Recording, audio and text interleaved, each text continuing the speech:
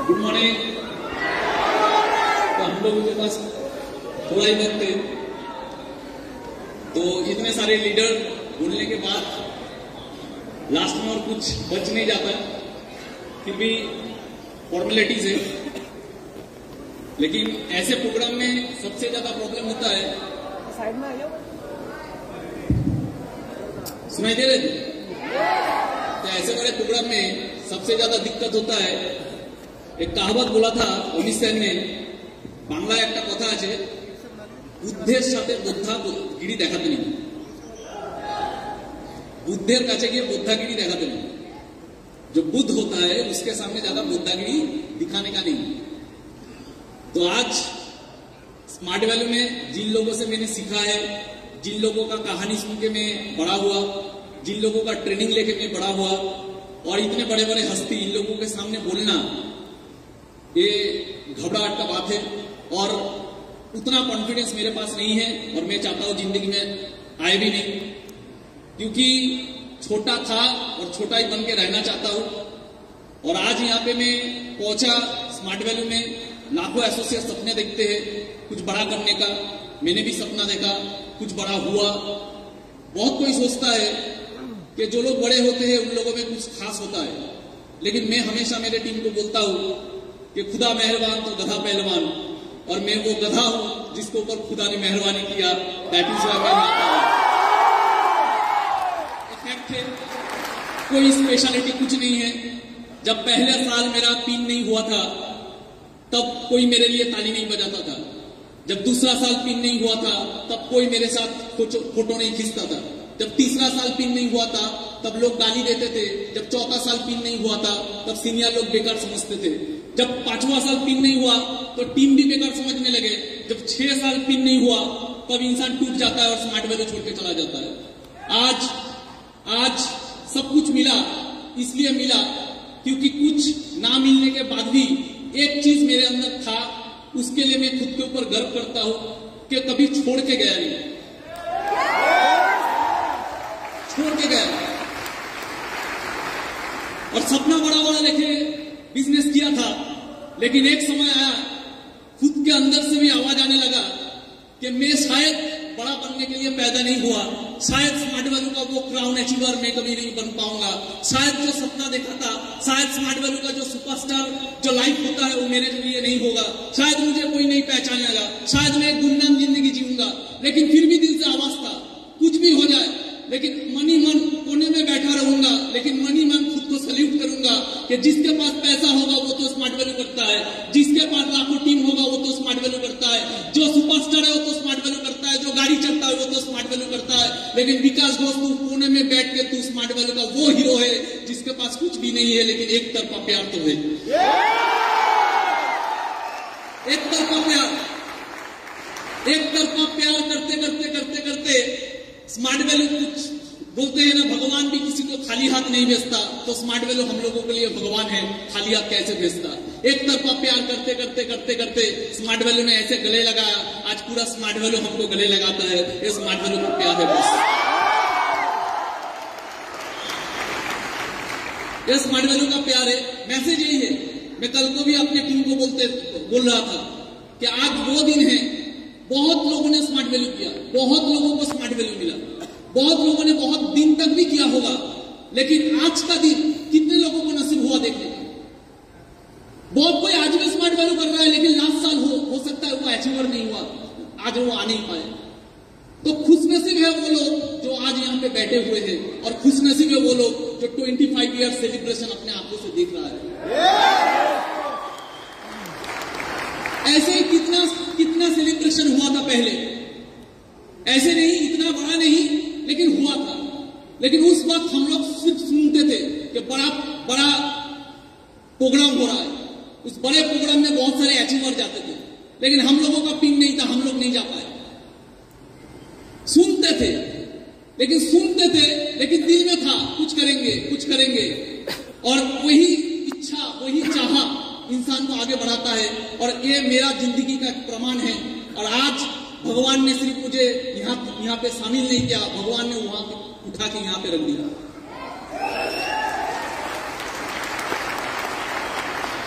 Message तो बहुत कुछ देने का नहीं है कम टाइम में, लेकिन एक ही मैसेज देना चाहूंगा, कुछ भी काम कीजिए, स्मार्ट वैल्यू कभी भी बिजनेस माइंड में मत कीजिए। ये मेरा फिलोसॉफी है, मैंने कभी नहीं किया। स्मार्ट वैल्यू कभी भी बिजनेस माइंड में मत कीजिए, स्मार्ट वैल्यू हमेशा कीजिए देशभक्त के माइंड से। एक देशभक्त जैसे एक देशभक्त अगर स्मार्ट वैल्यू करता तो कैसे करता? मैं आपको 100% श्योरिटी देता हूं, अब कभी मरोगे नहीं, अब कभी हारोगे नहीं। एक देशभक्त कभी नहीं हारता। कुछ देर पहले एक ऐसे इंसान जो गोल्ड जीते हैं, हम लोगों का देश का एक रत्न है, उनका एक हाथ नहीं है, लेकिन उनके पास क्या था? देशभक्ति था। देशभक्ति बहुत बड़ा चीज होता है। किसे कहते हैं देशभक्त?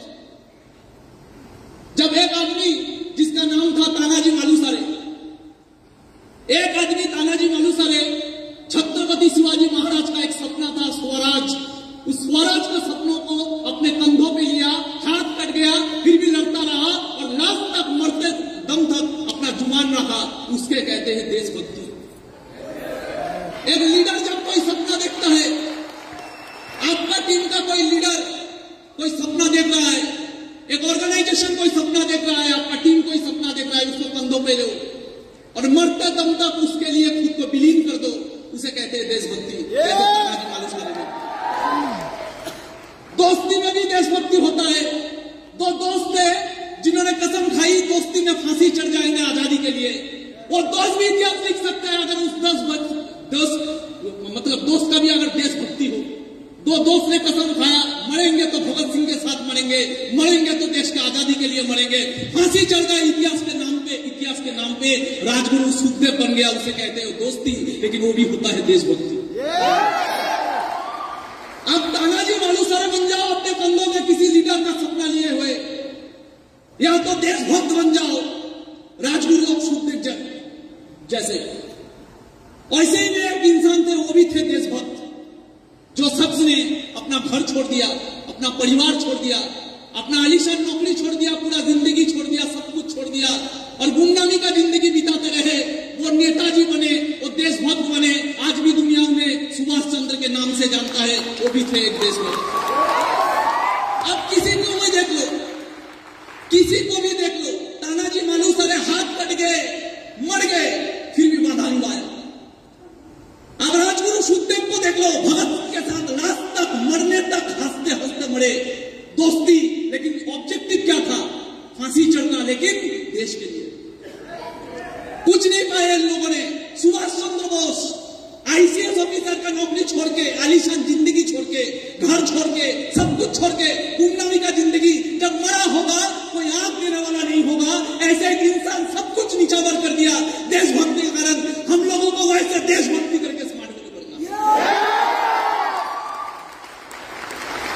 आने वाले 10 साल बाद गोल्ड अचीवर बनके रहेंगे, लेकिन कसम खाते रहेंगे कि जहां पे घूमेंगे अपना ही भी कहेगा कि मेरे टीम में बहुत सारे लोग हैं, लेकिन ये शेर तीर वाला है, छोटा पैसा कमाता है, लेकिन इज्जत स्मार्ट वैल्यू को सबसे ऊपर कर रखता है। एक ही चीज मानता हूं, गाड़ी बड़ा ना हो चलेगा। हम लोगों का किस्मत में मर्सिडीज कहां था? हम लोग तो ट्रेन में चढ़ने वाले बंदे थे। इतना बड़ा सपना क्यों? सपना रखिए, लेकिन वो फ्रस्ट्रेशन नहीं बनना चाहिए। हम लोगों का किस्मत में गाड़ी कहां था? रिश्ता वाले फैमिली का लड़के हैं हम लोगों का किस्मत में गाड़ी कहां था? तो गाड़ी था ही नहीं। एक मौका तो मिला, अरे कोई तो मौका दिया, कोई तो गले लगाया, अरे उसके लिए गाड़ी ना भी हो स्मार्ट वैल्यू में। एक 20,000 का नौकरी करते पूरा जिंदगी भर लोगों का गुलाम बनते, 20,000 नौकरी कमाएंगे, 20,000 ही कमाएंगे, लेकिन स्मार्ट वैल्यू करेंगे क्योंकि इसने गले लगाया है, इसने गले लगाया है। हम तो माटी के दिए हैं, हम तो माटी के दिए हैं, हवा से कैसे लड़ते? हम तो माटी के दिए हैं, हवा से कैसे लड़ते? इसका हाथ था, नहीं तो कब के मिट जाते। कौन है हम लोग कुछ नहीं है बॉस। इसका हाथ है, नहीं तो कब के मिट जाते। हम कुछ नहीं है, हमारा औकात नहीं है। तो मैं यही जानता था कि जिंदगी में गाड़ी ना हो तो चलेगा, क्योंकि हम लोगों का किस्मत में तो गाड़ी था नहीं। एक मौका मिला है, चले देखते हैं कितना दूर किया जाता है। समझ में आ रहा है ये सब? तो बनना है तानाजी मालुसरे जैसा, ऐसे लीडर बनना है कि लीडर के नीचे लीडर बने, तानाजी मालुसरे।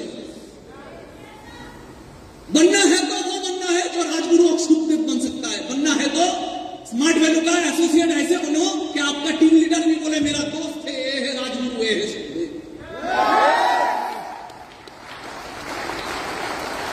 बड़ा गाड़ी चढ़ने से भी इज्जत मिलता है, लेकिन सबसे आगे इज्जत होना चाहिए दिल में खुद के लिए, कि जो गाड़ी चढ़ता है वो स्मार्ट वैल्यू के लिए जितना पागल है, साला हम गाड़ी नहीं चढ़ते लेकिन उससे ज्यादा पागल हम हैं।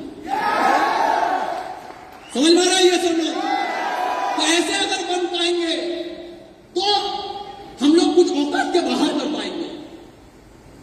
एक इंसान था, जालियांवाला बाग हत्याकांड हुआ तब पूरा देश निकल पड़ा था आंदोलन करने के लिए।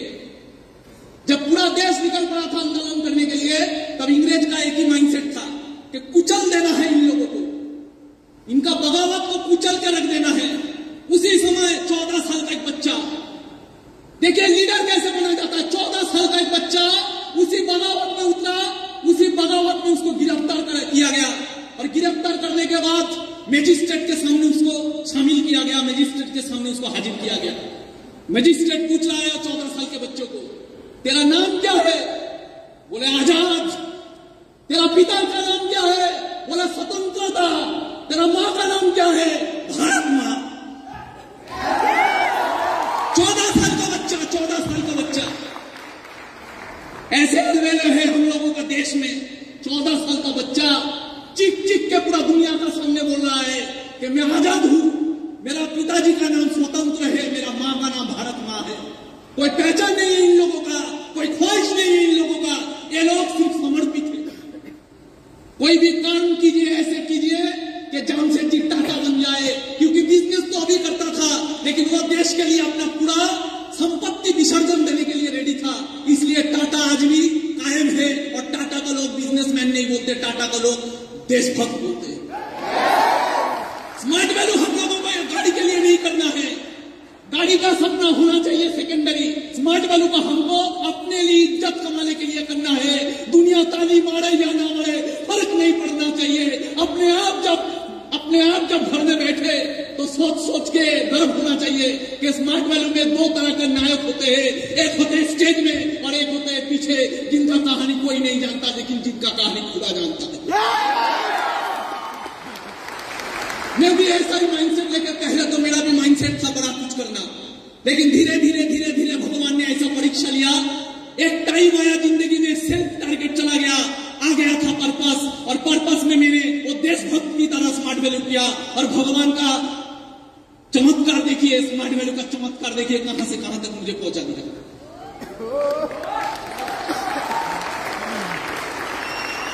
ऐसे देशभक्त बनना है, ऐसे देशभक्त बनना है जो भगत सिंह होता है।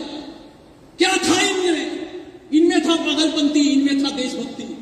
मां कहता है भगत सिंह को, भगत मुझे घर में बहू चाहिए, भगत तेरे सर पे मुझे सहरा देखना है, मुझे घर में बहू चाहिए। भगत सिंह क्या बोलता है? भगत सिंह बोलता है, मां इस गुलाम भारत में अगर मेरा कोई दुल्हन होगा तो सिर्फ मौत होगा। और वही भगत सिर्फ मुंह से नहीं बोला, मौत को आलिंगन में कर लिया, मौत को अपना लिया और जाते जाते मां से बोल गया, मां तू रोना मत, मां तू है भगत की मां, तेरा लाल मर के भी कभी मरेगा नहीं। तू ना रोना मत मां, तू है भगत की मां, तेरा लाल कभी मर के भी पड़ेगा नहीं।